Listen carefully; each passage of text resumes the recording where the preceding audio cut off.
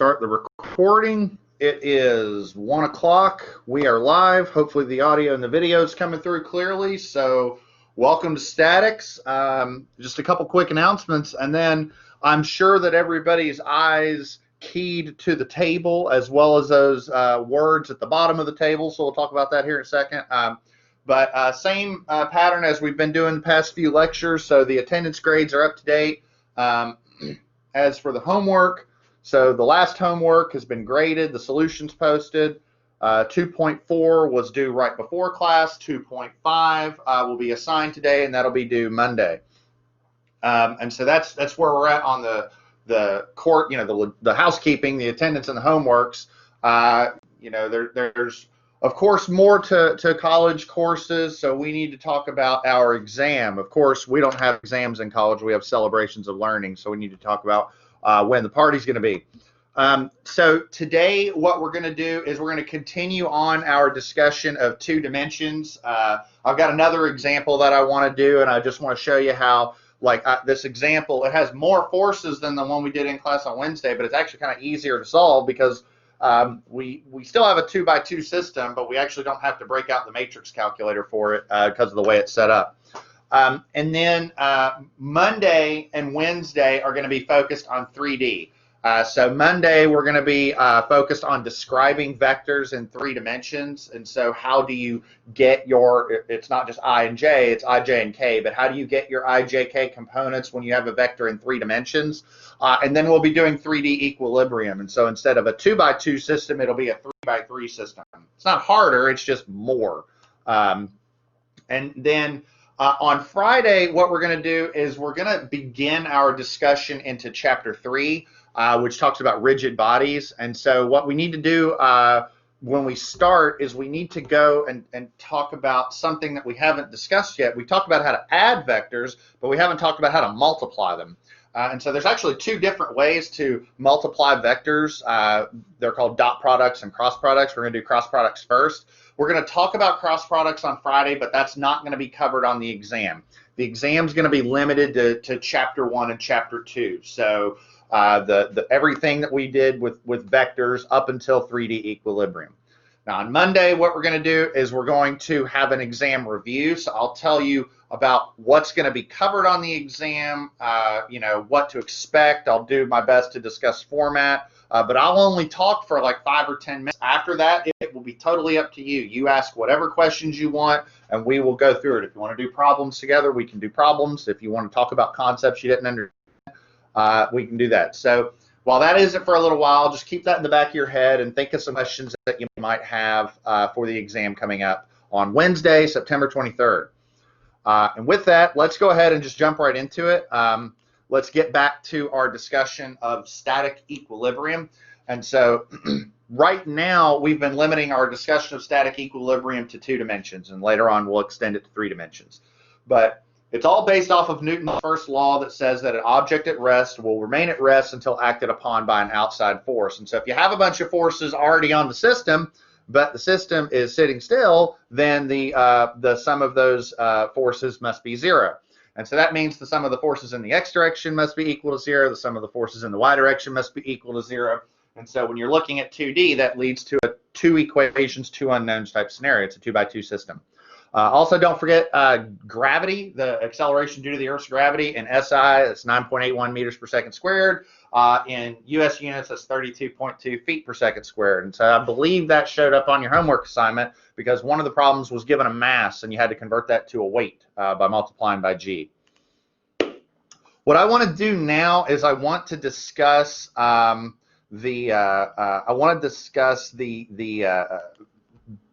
want to continue on this thing with 2D, but this problem's a little different because we're going to have a 2 equations, 2 unknown system, but what you're going to find is that it's a lot easier to solve. You actually don't need to break out the matrix math. And one of the reasons why is because one of your unknowns is directly vertical. See, we sum forces in the x direction and we sum forces in the y direction. And when you do that, actually, no, unknowns, the unknowns horizontal. I'm sorry. So we have this model. So let me just describe the problem. That'd probably be a little easier. So we have a boat in a flow channel, and so the water is wanting to push the boat, down the river. So there's a flow or a force acting on the boat in the X direction, and the boat is being held in place by 3 cables.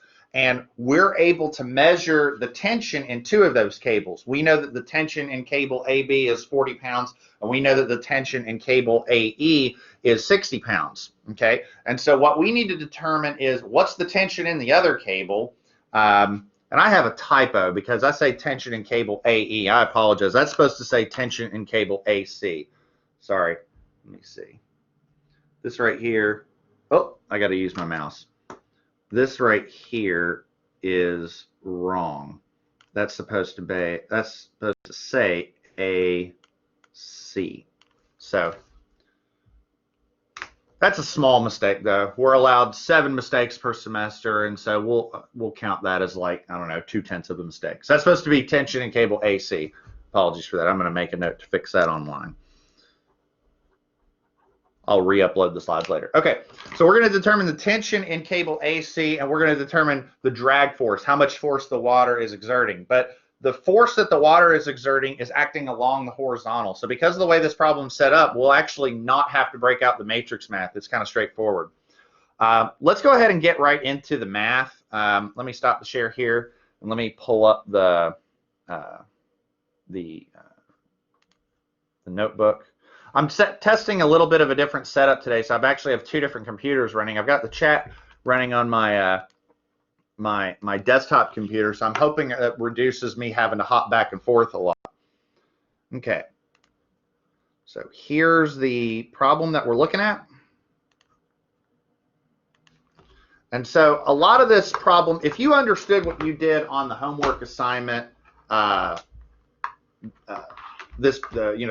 homework assignment that was due today, if you understand that, then what we do on this problem is going to be real straightforward.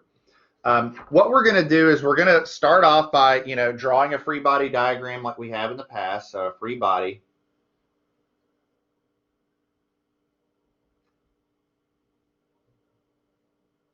And what I'm going to focus on with the free body diagram is I've got 4 ropes, sorry, 4 forces. I've got 3 cables and then the drag force, and they all seem to be intersecting at point A. So I'm going to draw a free body diagram of point A.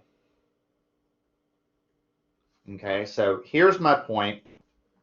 Okay, and I've got, my drag force here. This is the force that's wanting to push the boat down the river. All right. So what we'll do is we'll call this, we got to come up with a name for it. Let's call it F sub D. And remember, put the arrow over it because it's a vector. And then we have 3 remaining forces. We've got, this force here, something like that. We'll call that tension AC. We've got this force right here. This is tension AB.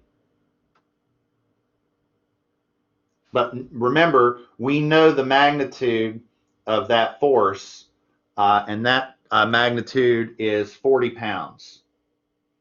And then finally, we have tension AE, and we know the magnitude of that force as well. And that was given in the problem. That's 60 pounds. Okay. So now what we need to do is we need to start describing our vectors. And so let's start down here, description of vectors. And there's no real, order. We don't have to do it in a particular order. We can do it in whatever order we want. Maybe I'll do it alphabetically. I'll start with, AB, AC, AE, and then do my drag force at the end. So let's start off with AB. All right. So what do I know about AB? Well, if I look here at the screen, I've got this angle alpha that I could probably determine pretty easily. So what do I know about this angle alpha? Well, I know that the tangent of that angle alpha is what? What is that? Opposite over adjacent, so 7 feet over 4 feet. So therefore, alpha is going to be the inverse tangent of 7 feet. Maybe I'll just do the tick mark for the foot, 7 foot over 4 foot. What is that? What is that angle going to be? Let me pull up my chat over here.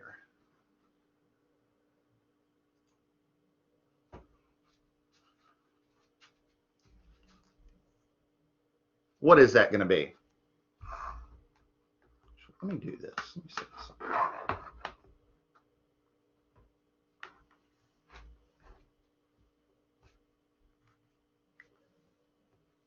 Somebody give me that angle.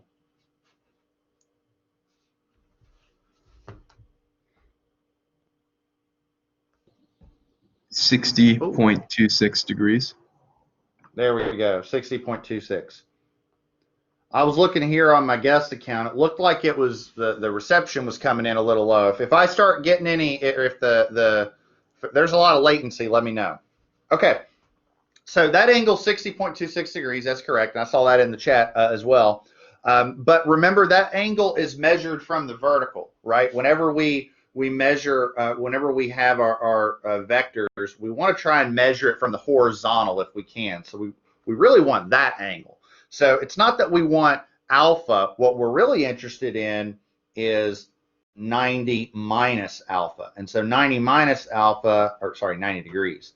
Degrees minus 60.26. Let's see, that's going to be, what is it, 74, and that'll be 61, or yeah, so 29.74 degrees. That's the angle that we want, because we want to be able to just take, the x component is the cosine of that, and the y component is the sine of that, just to knock that out. So therefore, we can express the tension in AB as, let's see, now we know the magnitude, so we can go ahead and utilize that. So we have 40 pounds times the cosine of 29.74 degrees plus 40 pounds times the sine. Now, so, or sorry, it's not equals anything. So is that right? Am I missing? So do I have that written correctly?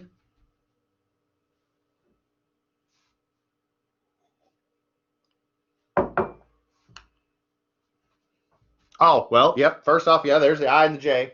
Yeah, that was a big one. I should have put that on. I am missing something else. But yeah, you're right. I did miss the I and the J. The negative. Now, the negative's on the what? The cosine's negative. That's exactly right, because it's acting to the left, right?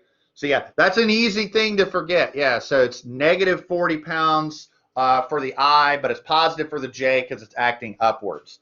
So tension AB, and so I'll go ahead and help you with this one. So what do we have? I'll scroll down a bit. So negative 40 times the cosine of 27.94 degrees. When you plug and chug, you should get negative 39 it's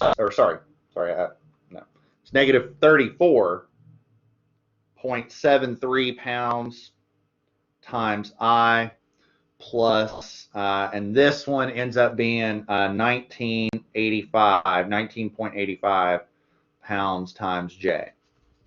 Okay. And so that's one of our vectors right there. Okay, and so maybe I'll put that here on the board. Maybe I'll just write that here. So tension in AB is negative 34.73 pounds times I plus 19.85 pounds times J. Okay, so that one's easy. All right, now let's do cable AC. So let's do AC. Now, AC, first off, I mean, is the process really going to be any different? Okay, we've got this beta angle, which we can determine using the same thing, use an inverse tangent. But remember, beta is measured from the vertical, right?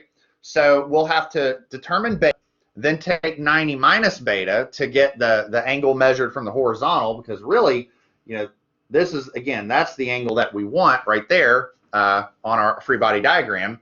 And then we take cosine and sine of that angle to express it in a similar fashion like we have here. So same process. Just remember that our inverse tangent, it's not going to be 7 over 4. It's going to be 1.5 over 4 because we're using that angle for beta. So I'm actually going to chug this one out pretty quickly. So we have tangent of beta is 1.5 foot over 4 foot. So therefore, beta is tangent inverse of 1.5 foot over 4 foot. And if you all need me to slow down if I'm going too fast, let me know. I'm easy to take a step back and go, hey, what are you doing here? Just let me know. So when we chug this out, we get 20.56 degrees, which, I mean, that kind of goes to scale. That's about a 20-degree angle when you look at it. So 90 minus beta is 90 minus, what is that? 20.56. So that's going to be, what, 44, and then it's 21, so 69.44 degrees. And so therefore, angle, or the tension in cable AC is, let's see, we have TAC times the cosine of 69.44 degrees times I plus TAC sine 69.44 degrees times J. And that's pretty much it. Remember, we don't know what the tension in cable AC is. That's actually one of the purposes of the problem. So we don't have that one right off the top of our head. So we just got to say tension AC and leave that as that variable. So let me put that up here. What is that angle? 69.44.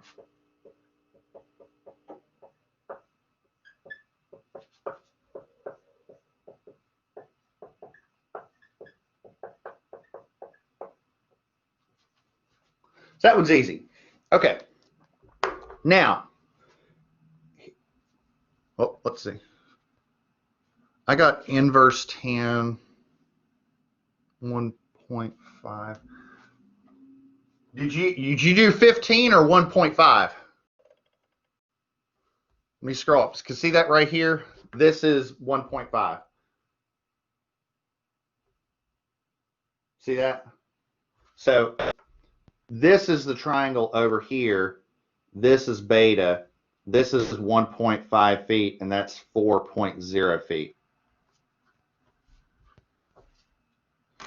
Yeah, no, that's easy. That's easy. I think the image might come out be a little fuzzy on the screen, so that's not all you. All right. Now I'm going to leave this up here. Let's do the AE. Let's do the AE. I'm curious if somebody in chat can tell me what is the tension in AE? Can you describe that as a vector in the chat? You shouldn't really have to do any math.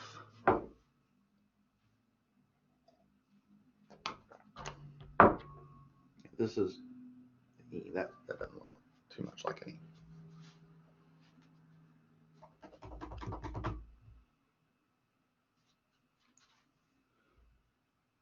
So you're right. It is a negative y force. So how would you describe that as a vector? Just like that. Negative 60J. That's exactly correct because it's going downward. So this is here on the board. I might just say, negative 60 pounds times J, and just sort of space it out a bit. You're exactly right. Here, negative y, so negative on the J. And since I've got the image pulled up, if we look at our drag force, or the force from the flow is acting in the x direction, and it's going to the right, so it's going positive. So my flow force is just going to be positive FD times I. Whatever that magnitude is. We don't know what that magnitude is off the top of our head, so we're gonna have to figure that out. But FD times I. So let me scroll down a bit and put that in the notebook just so we have all that. Ooh, that's my next problem. Sorry for the scrolling. So AE. So the tension in AE is just negative 60 pounds times J, and then the drag force is just, we'll say drag force FD is positive FD times I. Okay, so let's, I'm actually going to stop the share for a sec because I want to pull up the screen. I want everybody to look here at the camera here for a second because I want this to sort of make sense. So here I've got my 4 vectors, and I've written them here on the board, and I've written them in IJ format. So this is AB, this is AC, this is AE, and I put the J component all the way over here so that all the I components and all the J components would be together. So here's the I components, here's the J components. Now, let's take a second look at this.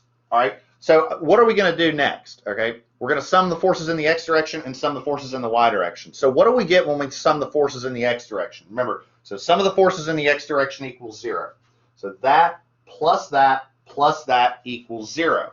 Now, when I look at that equation, I'm going to have 2 unknowns in that because I'm going to have the tensile force in AC, and I'm going to have this drag force. So when I sum the forces in the X direction, I'm going to have 2 unknowns, that and that. But what happens when I sum the forces in the Y direction? What do I have? I have 19.85, I have 60 pounds, and then I have this. I only have 1 unknown in the Y direction, which is that. The reason why is because the drag force is acting horizontally, okay? So because the drag force is horizontal, it doesn't play a part in the sum of the forces in the Y direction. See, the homework that you all did that was due today, you had 2 unknowns here and 2 unknowns here. So you had to break out the matrix math. You had to break out your scientific calculator to do that. Here we don't. We can just solve some of the forces in the Y direction directly to get this, take that value, plug it into here to get that. So no matrix math on this problem. Makes it a lot easier.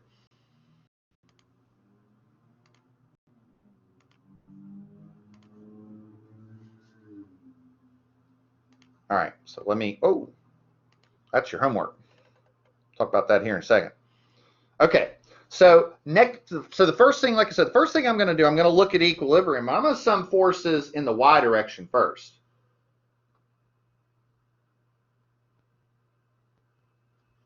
So sum forces in the Y direction, and I'm just going to sum up all my coefficients, J vectors. So I've got, what do I have? I have 19.85 pounds times, or so that's not times anything, that's, because that's just the coefficient there, plus I've got TAC,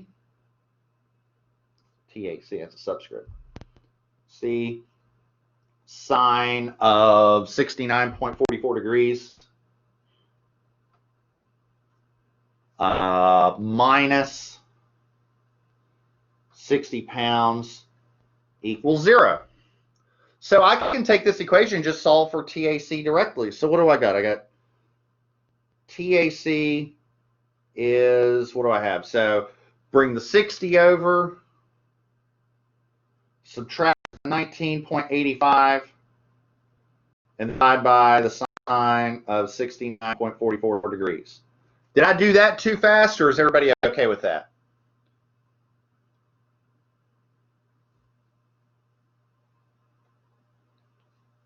So yes, I'm just,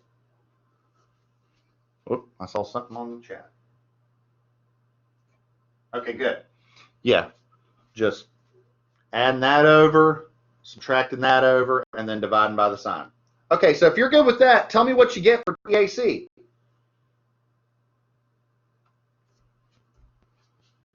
We'll say 2 decimal places.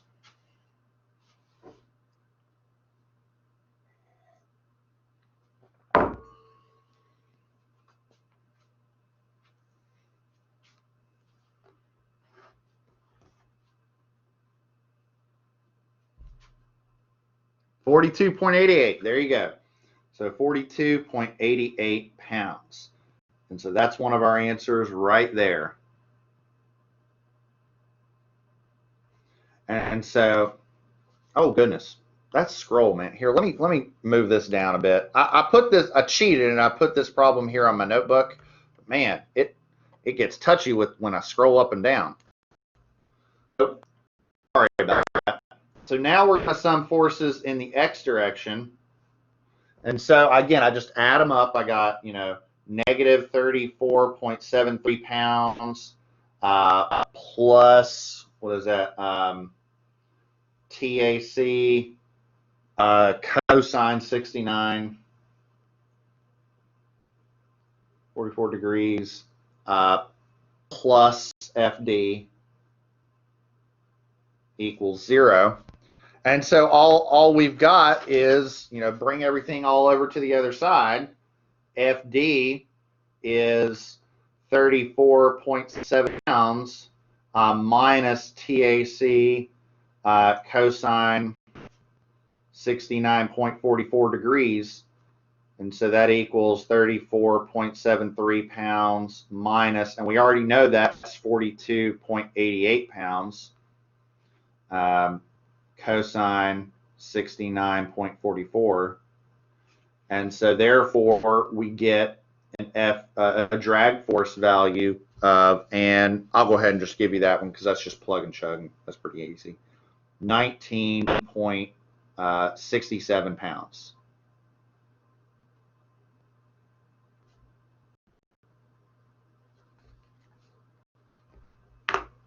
Again, pretty simple, pretty straightforward. And again, the reason it was straightforward is because our drag force, or one of our unknowns, was horizontal. See, in statics throughout the semester, we're going to be dealing with a lot of situations where we have, 2 equations, 2 unknowns, or even 3 equations, 3 unknowns. But there's going to be a lot of situations where we don't have to break out the matrix math to solve them. Some of them we will, but a lot of times we won't. And so I just want to let you know that we won't always have to do that. All right. Unless there's any questions, I'm going to get back to the notes because I want to talk about a special type of problem that we're going to be dealing with throughout the semester. Or not throughout the semester. This is really the only major time we'll deal with it. But there's a particular reason I bring it up.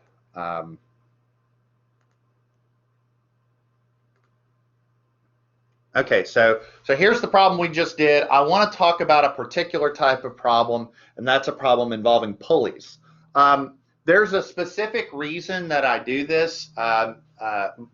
Pulley problems, first off, I think well, there's 2 reasons, I guess. First, I think that they're useful. I think they help reinforce your understanding of a lot of these principles of static equilibrium. But also, there's another just reason that's good for you. Pulley problems are pretty common on the FE. And so most of you are probably, hopefully, aware of the FE exam at this point. That's the first step towards getting your engineering license, which hopefully everybody in here is, planning to get, hope, the idea is you take your FE exam near the end of your senior year. So just, plant that seed in your head for later. But pulley problems are very common on the exam, and so a very common problem that you'll get is something like this, where there's a box and there's a weird pulley contraption system, and the idea is what's the tension in the cable or the rope in order to keep the box upright or keep the box in equilibrium. And the secret with pulley problems is to recognize that the tension is constant throughout the cable. So for instance, whether you're looking at the cable or the situation on the left or the situation on the very right, the tension is constant. And so throughout that entire rope. And so really, once you draw your free body diagram, it's pretty simple. Okay. And so let me show you what I mean by this. And so I have, images of really the secret weapon of engineering. Which is to cut a section. So I imagine either using a samurai sword or a lightsaber if you're a sci-fi fan. The idea is I have an object that's in equilibrium. If I cut through the component that's keeping it upright. You know, for instance, if I took a lightsaber or a samurai sword and I cut through that rope, that box is going to fall. Well, why is that? Well, the rope is carrying a force that's going to keep that box upright. So how much force is the box keeping upwards? So for example, let's take a look at the situation here on the left. So I've got this box held up by a single pulley, and we say that the box is weighing 600 pounds. So, you know, think about it like this. There's there's a box. Oh God, doing this with your mouse is horrible. It weighs 600 pounds, and that's going downwards. Okay, so that's supposed to be 600. Okay, and so I've got this situation where the rope is acting upwards. Okay, and so let me stop my share here because this artwork's going to be horrible. All right, so let's take a look at this situation here. So I've got this kind of pre-drawn here. So the box weighs 600 pounds.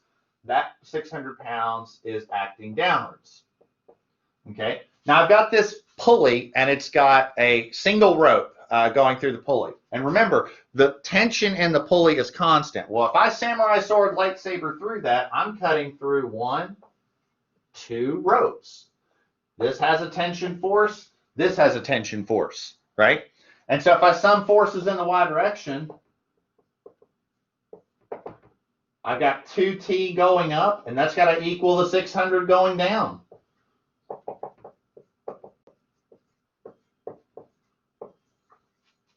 And so there you go. And I mean, the pulley, hopefully the pulley doesn't add too much magic to the situation, because, I mean, if I have a box and I'm holding that box up with a rope and I'm holding it with 2 hands kind of like this, the box weighs 600 pounds, each hand's holding up 300. So it's not like it's too incredibly challenging, you know, to think about it from that regard. The pulley might add a little bit of mystique to it, but the physics it's pretty straightforward.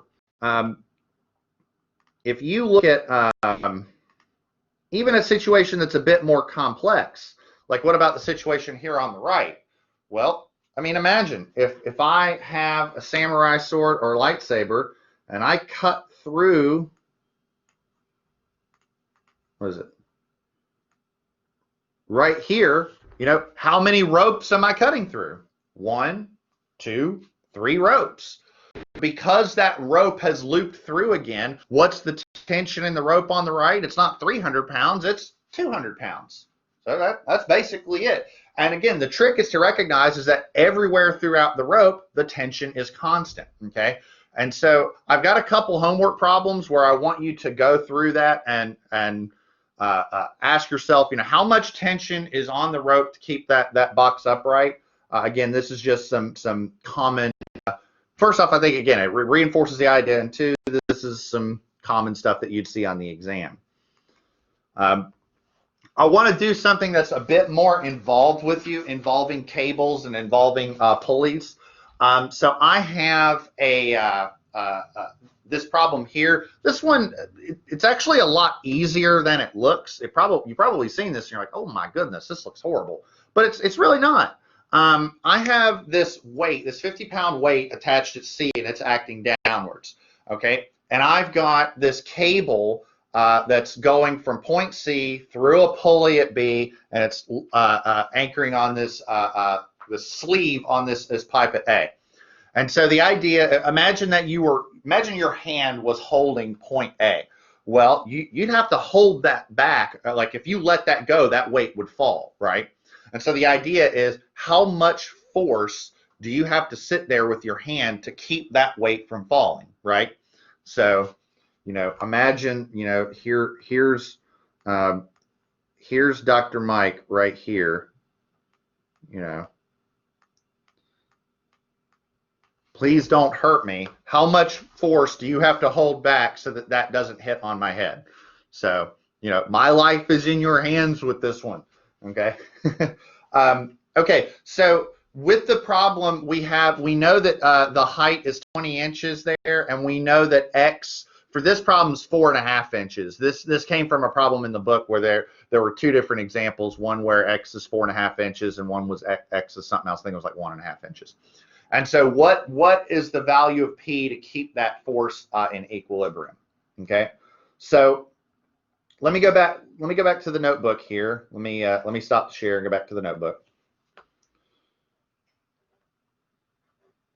I said, I'm going to use this setup so I don't have to quit, so I don't have to change my screen so much. And here I am. I'm changing my screen a bunch, but I'm not going back and forth between chats. So I guess there's something there. There we go. Okay. So here's the situation. All right. So we start off with a free body diagram.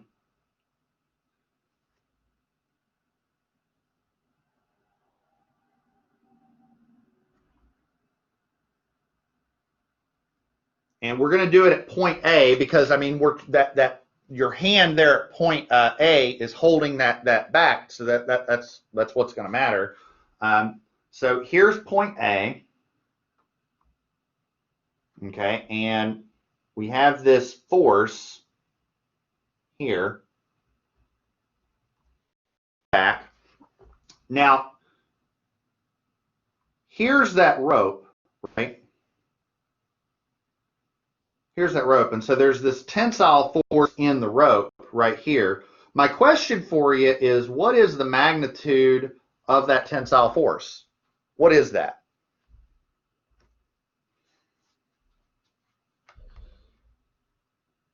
What's the tension in the rope?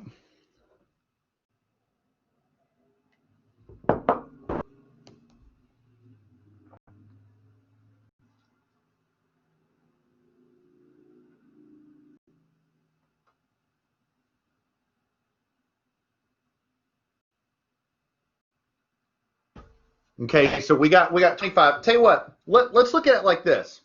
Let's look at point C. What's the tension in the rope right here? Like right at this point. What's the tension in the rope right there?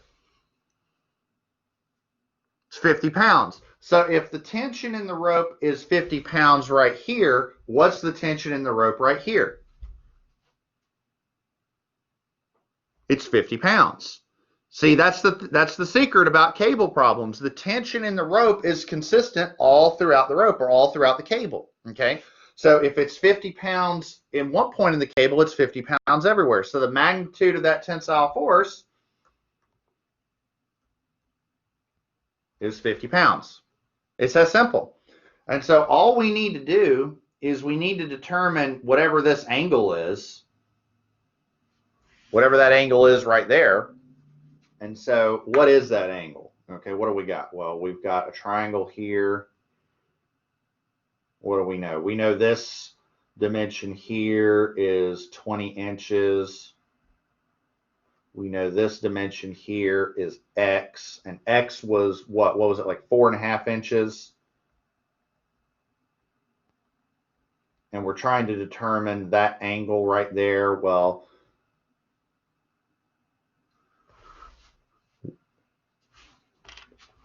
what is that? Isn't it 25? What 25?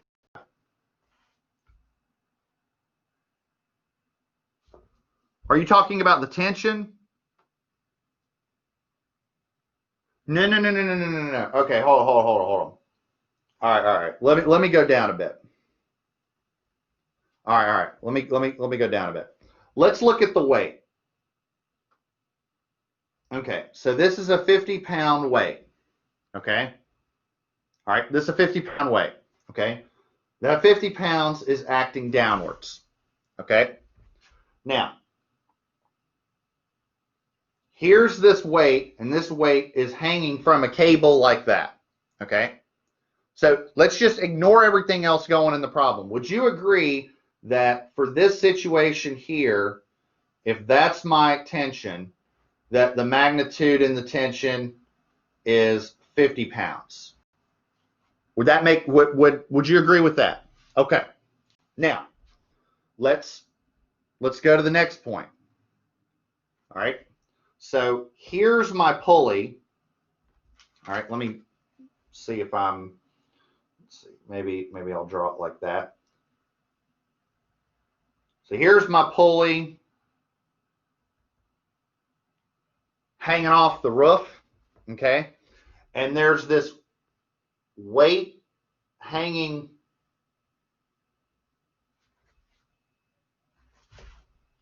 from the pulley, and so that magnitude is 50 pounds. I'm saying that the tension over here, that tension's also 50 pounds. That's what I'm saying. The tension stays constant.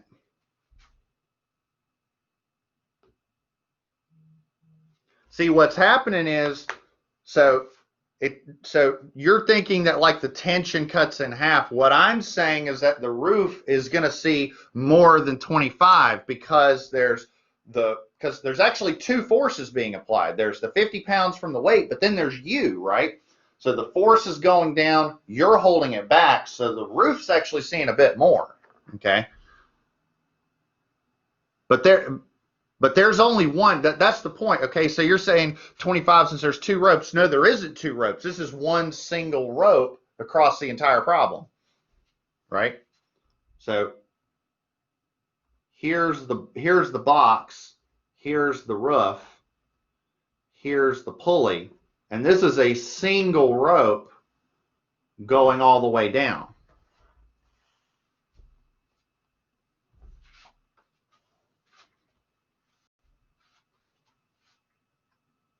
And so, oh God, my hands. And so you have that pulley. The question is, how much force do you have to hold to pull back? Now, this is great. These are the problems. This is a discussion I like. I want to make sure this stuff is clear. Okay. This is good stuff. So going back up here, if the tension is 50 pounds, then this is actually pretty straightforward. All right. All we do is we say, okay, here's my angle. The tangent of that angle is 20 inches over 4.5 inches, opposite over adjacent. So therefore, my angle is the inverse tangent of 20 over 4.5. And so that is, what is that? That ends up being something like 77.32 degrees. Okay.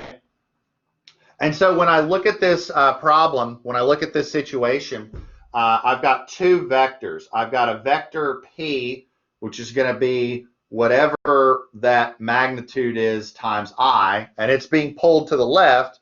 And then I've got my tensile force, which is, the tension times the cosine of that angle times I, plus the tension times the sine of that angle, which is J. Now, I know what T is. T is 50 pounds, and sine, I know that is 77.32 degrees, plus 50, forgot my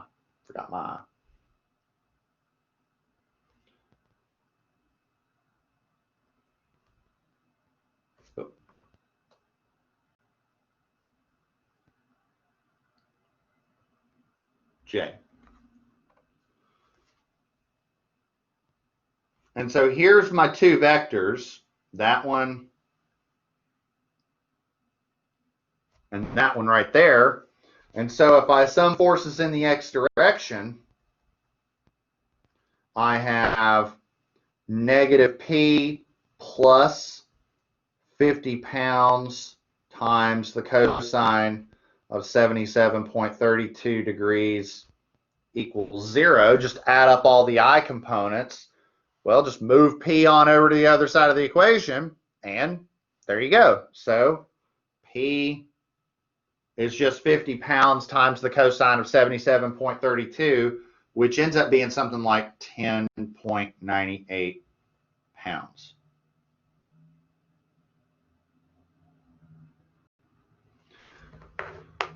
Now, before I open it up to questions, one thing I do want to point out for those of you that are incredibly attentive, if you look at the sum of forces in the y direction, you'll see that it's actually kind of incomplete, because all I have is this 50 pounds sine of 77.32 degrees J, but I don't have anything else. The reason why is because what's going to happen is look at how that sleeve is at A. That sleeve is actually along that shaft. So think there's a component of that force going upward. The force going downward, really that shaft is going to take care of all of it. All you really need to know is what's that horizontal component to keep the thing back. So I guess the free body diagram's not totally complete because the shaft's going to take care of the rest of the force in the Y direction. But does that make sense? Does anybody have any questions on this? Again, I want to make sure this is clear. Usually it's one of those things with pulley problems. It's like sometimes they seem complicated because it's like they're so simple that it's so difficult to figure it out. I understand that, so I want to make sure that's clear.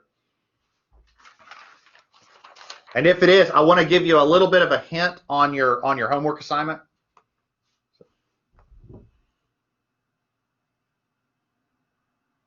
Okay, let me go ahead and pull up your homework assignment. Let me skip past all of this. I'm going to leave this in the notebook. I'm going to leave this in here because I want this to be there. So this is the problem that you have on your homework assignment. I'm actually going to copy this image. Oh goodness, copy.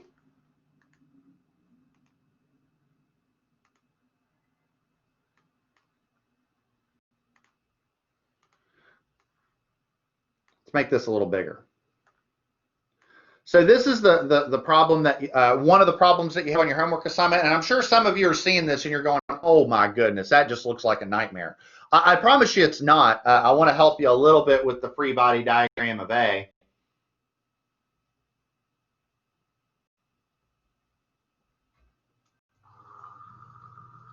And so here's going to be the deal, okay? So here's your point A, okay? And so what do you have going on at point A? Here, let me move this A label down there. Okay, so the first thing that you have is you have the weight of your box that's acting downwards, okay? All right. The second thing that's easy is you've got this P vector, and I'm going to have to move my A again. You know that angle is alpha, okay? The question is, what's going on over here? What is the deal with that? Because you're like, okay, that just looks weird, okay? The thing is to really not overcomplicate the situation when you look at point A, okay? Remember, okay, the tension in the cable is consistent throughout, okay? The tension in the cable is consistent throughout, and then ask yourself, how many cables are going up and to the left? And the answer is 2. So I propose that your free body diagram just looks like that. And we'll say, I'll make up a letter. Let's say this is beta, whatever that angle is. And then beta is just going to be, so that's beta. What is it? This is 0.75 meters, and that's 2.4 meters. That's it. I mean, I know it looks complicated. It really isn't. The image sort of makes it look like the ropes are offset from one another, but all of those cables are all going through A. And so for the sake of the problem, we can just assume they all meet at point A. So you're going to have, this P vector going to the top right and just a 2P vector going to the top left. And really what you're trying to find with the problem is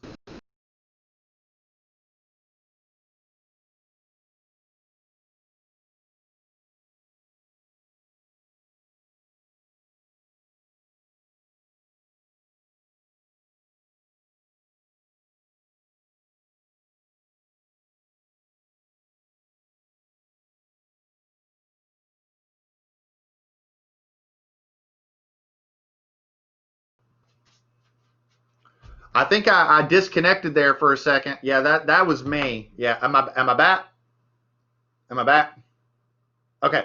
So ultimately what you're going to find is you're going to try and find what is the magnitude of P, and you're going to try and find alpha. So remember, you know how when we have two equations and two unknowns, well, we are going to have two equations and two unknowns. The two equations and two unknowns are going to be what is that and what is that. But yeah, if you understand this free body diagram right here, then it's actually going to be a super simple assignment. Are there any quick questions before we go ahead and call it?